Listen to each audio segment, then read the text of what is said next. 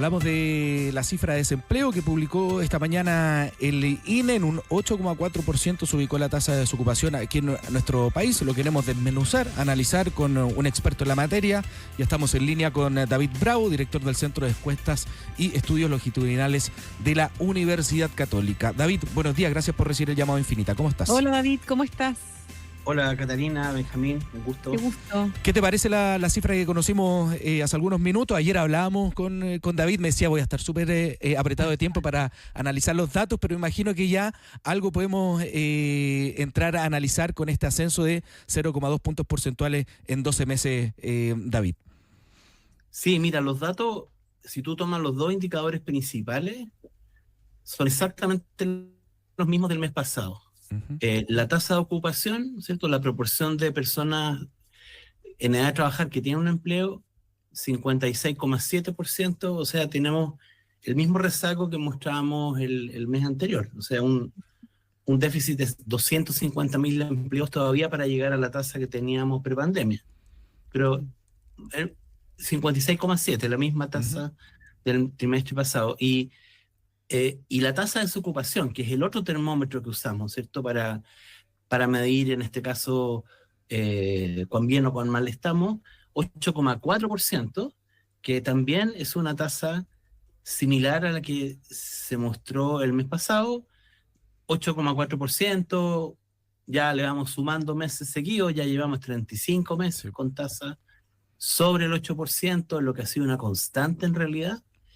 Y una tasa que no podemos pensar que es algo normal.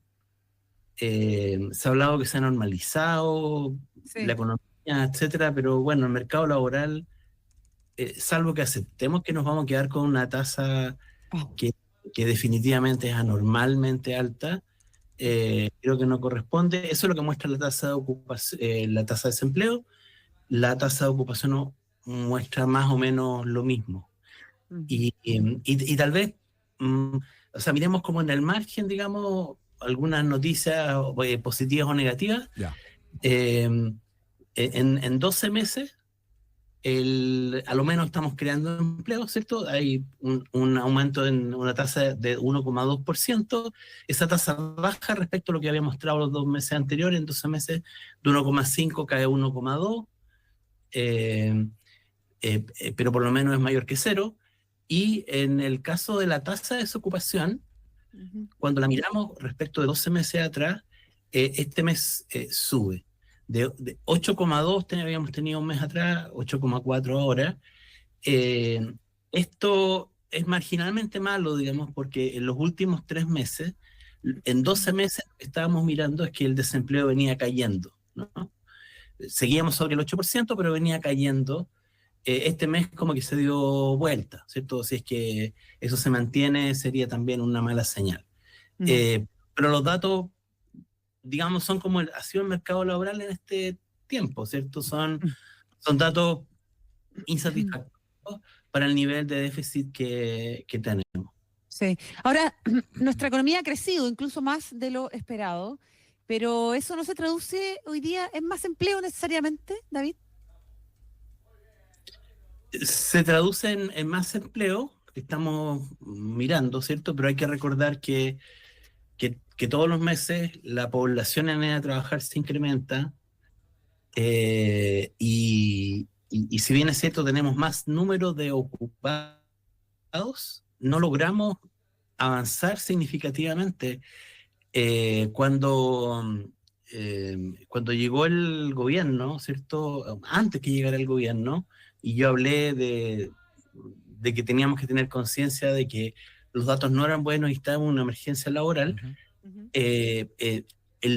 nos faltaban en esa oportunidad como 500.000 empleos para poder recuperar la tasa prepandemia. Hoy día nos faltan 249.000, ¿cierto? O sea, ¿estamos mejor que hace 4 años atrás? Claro que sí. Yeah. Estamos, es como para poder celebrar. Claro que no, porque seguimos todavía, ¿cierto?, mirando hacia atrás. Estamos mirando todavía las cifras que teníamos antes de la pandemia, y pienso que eso no es lamentable, porque deberíamos estar mirando hacia adelante, ¿cierto? Deberíamos estar mirando a los desafíos que tiene la inteligencia artificial, los desafíos futuros del mercado laboral, pero seguimos un poco con este lastre que se expresa bien en eso, ¿cierto? Estamos con una actividad económica que se recuperó de la situación crítica que hubo en la pandemia, ¿cierto? Y obviamente quisiéramos que creciera más vigorosamente, pero el empleo aparece mucho más rezagado que la actividad económica. O sea, esta anemia que tenemos en cuanto al ámbito laboral, como tú describías, le queda un rato todavía. En ese sentido, ¿cuál es el error que no debe hacer el futuro gobierno en términos de empleo en los próximos 4 años? El error es no es quitarle la vista a este problema, ¿cierto? Se ha hablado de las emergencias por parte de la nueva administración. Esta es una emergencia.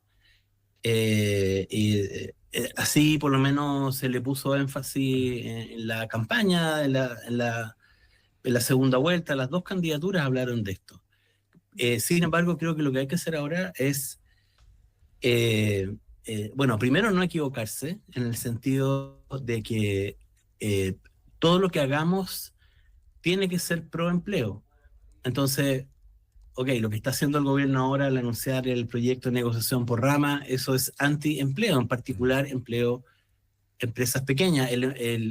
Los grupos donde está más rezagado en la ocupación respecto a la situación prepandemia son las microempresas y las empresas pequeñas, que son exactamente las más perjudicadas si nosotros continuamos con una política de incremento en costos laborales y, por ejemplo, la negociación por rama, que lo que hace es homologar situaciones con mayor razón si es salario, entre las distintos tipos de empresas, y las que están holgadas siempre por arriba son las empresas grandes, a las que este tipo de cosas no les afecta, pero sí le afecta a las menores. Entonces, una política pro empleo tiene que concentrarse en eso. Una política muy pro empleo, yo creo, es Salacuna, por ejemplo, y ahí creo que hay que ir adelante con eso, pero cuidando que no tenga un efecto antiempleo, digamos, que creo que no es la vocación de ese proyecto. Sí. Y ahí hay que corregir temas, digamos, ¿cierto?, respecto al eventual costo que puede tener esto para las pymes. Creo que son ajustes que hay que hacer necesariamente, pero pro empleo, no antiempleo. Eso es como lo que hay que empujar, y ojalá si se le puede dar un impulso adicional a la economía. Y también, bueno, otras medidas específicas que se puedan tomar como subsidios o algo al empleo en este minuto siguen siendo muy necesarios. Ya.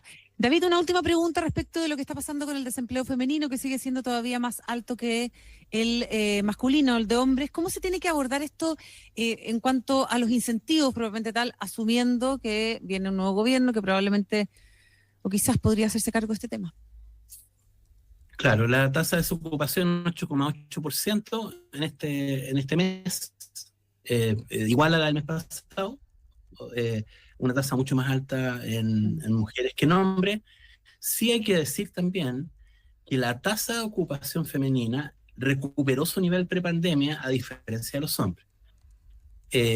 O sea, no está tan claro que en el tema del empleo más deteriorado en este minuto es el de los hombres. La tasa de desocupación, bueno, está reflejando este problema en el caso de las mujeres porque las mujeres ya están participando tanto como antes de la pandemia.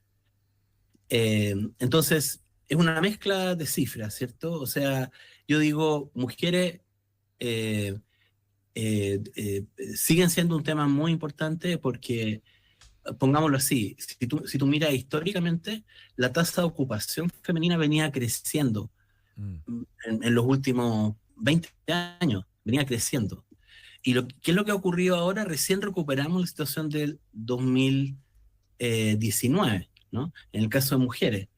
Entonces, evidentemente, como la inserción laboral femenina es más baja que la masculina, ese tiene que seguir siendo una meta política.